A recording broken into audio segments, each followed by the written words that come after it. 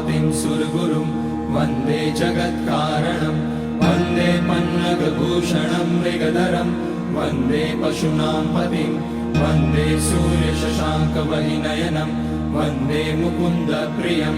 वन्दे भक्तजनाश्रयं च वरदं वन्दे शिवं शङ्करम् ॐ मृत्युञ्जयाय रुद्राय नीलकण्ठाय शम्भवे अमृतेशाय शर्वाय महादेवाय ते नमः। नमस्तेऽस्तु भगवन् विश्वेश्वराय महादेवाय त्र्यम्बकाय त्रिपुरान्तकाय त्रिकाग्निकालाय कालाग्निरुद्राय नीलकण्ठाय मृत्युञ्जयाय सर्वेश्वराय सदाशिवाय श्रीमान् महादेवाय नमः। ॐ नमः शम्भवाय च मयोभवाय च नमः शङ्कराय च मयस्कराय च नमः शिवाय च शिवतराय च ॐ